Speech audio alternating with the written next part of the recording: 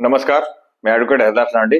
बघा, जेव्हापासून राज्यामध्ये सरकार निवडून आल्यापासून जे काही महायुती सरकार आलेले तेव्हापासून त्यांनी जे आश्वासन दिलं होतं शेतकऱ्यांच्या कर्जमाफीच्या संदर्भात आणि शेतकऱ्यांचा 7/12 कोरा करण्याच्या संदर्भामध्ये ही वारंवार शेतकऱ्यांकडून मागणी होत होती की कर्जमाफी कधी होणार आहे आणि दिलेलं आश्वासन कधी पाळणार आहे सरकार.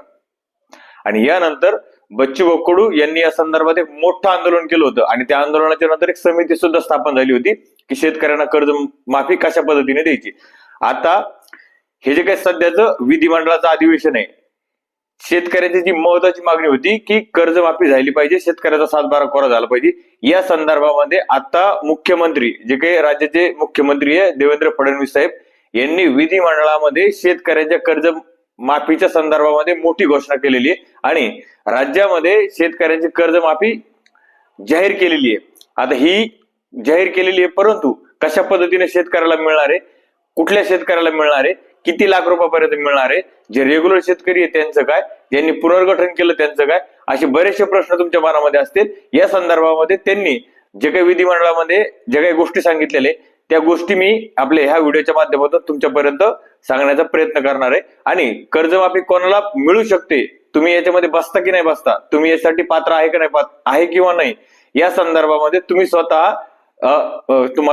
तुम्ही ठरवू शकता की मी याच्यात बसतो किंवा नाही बसतो, कारण की तुम्ही कधी कर्ज घेतलं हे फक्त तुम्हाला माहिती आहे. बघा, जी काही सध्या मुख्यमंत्री यांनी विधिमंडळामध्ये अर्थसंकल्प मांडत असताना याच्यामध्ये शेतकऱ्यांची 2 लाख रुपयापर्यंत कर्जमाफीची घोषणा केलेली आहे. पुण्यश्लोक अहिल्याबाई होळकर कर्ज माफी योजना या नावाने ही कर्ज माफी जाहीर करण्यात आलेली आहे. त्याच्या पुढे कशा पद्धतीनं कर्जमाफी होणार आहे हे आता येणारा काळ ठरवेल. परंतु याच्यामध्ये काय काय नियम अटी दिलेले आहे बघा. याच्यामध्ये पहिली अट आहे, जे लोक थकीत लोकांची 2 लाख रुपयापर्यंत कर्जमाफी या योजनेच्या माध्यमातून करण्यात येणार आहे.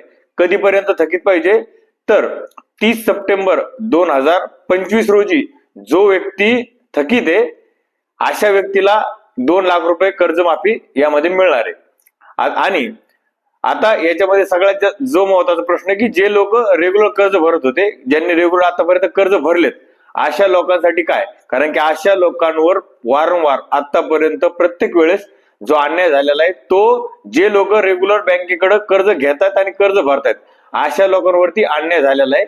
अशा लोकांसाठी वेगळी काही तरतूद आहे का, कारण की नेहमीप्रमाणे त्यांच्यावरतीच अन्याय होत आलेला आहे. त्यांना याच्यामधून काय मिळणार ह्या कर्जमाफीमधून, तर त्यांच्यासाठी सुद्धा याच्यामध्ये काही थोड्या फार का प्रमाणामध्ये होईना तरतूद करण्यात आलेली. ती म्हणजे जे लोक रेग्युलर जे की नियमित कर्ज परतफेड करतात त्यांच्यासाठी प्रोत्साहनपर म्हणून 50,000 रुपयाचं त्यांना अनुदान मिळणार आहे.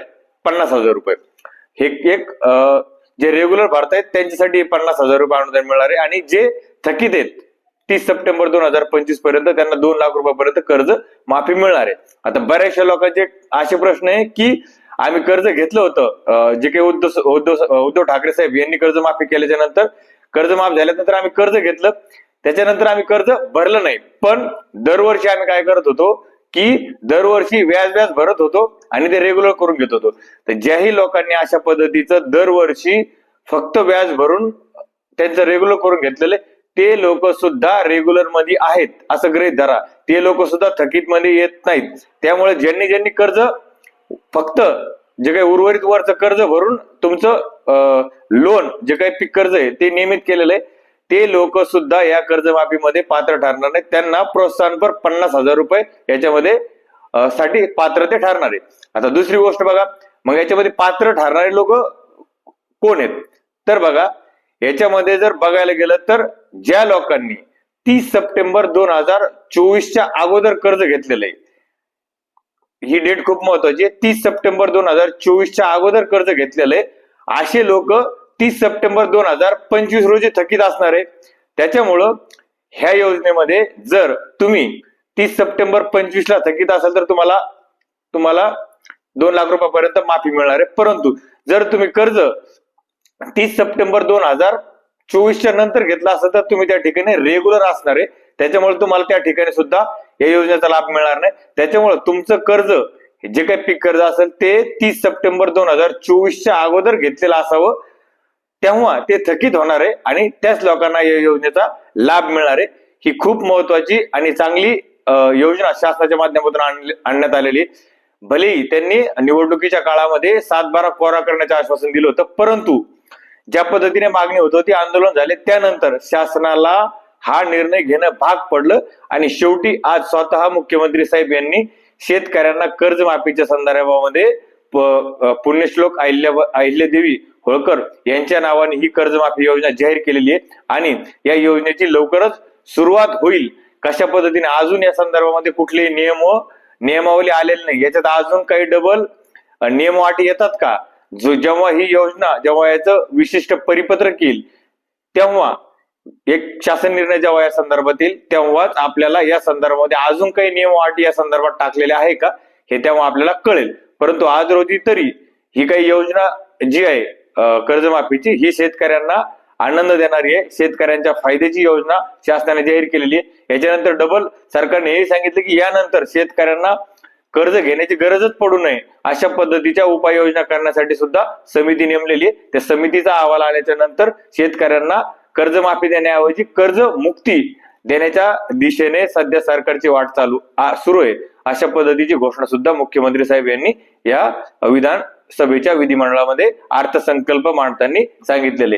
त्यामुळं ही अपडेट या व्हिडिओच्या माध्यमातून तुमच्यापर्यंत देण्यासाठी हा व्हिडिओ आपण बनवलेला आहे. बघा, तुम्ही अजूनही आपल्या चॅनलवरती नवीन असाल, आपल्या चॅनलला सबस्क्राईब केलं तर सबस्क्राईब करा आणि जर फेसबुकवरती जर हा व्हिडिओ बघत असेल तर त्याला फॉलो करा, कारण की असेच शेतकऱ्यांच्या संदर्भामध्ये आपण आपल्या चॅनलच्या माध्यमातून आणि फेसबुकच्या सोशल मीडियाच्या माध्यमातून नवीन जेवढ्या काही अपडेट शेतकऱ्यांच्या संदर्भात येतात तेवढ्या आपण अपडेट शेतकऱ्यांपर्यंत या चॅनलच्या माध्यमातून आणि फेसबुकच्या माध्यमातून पोहोचत असतो. धन्यवाद.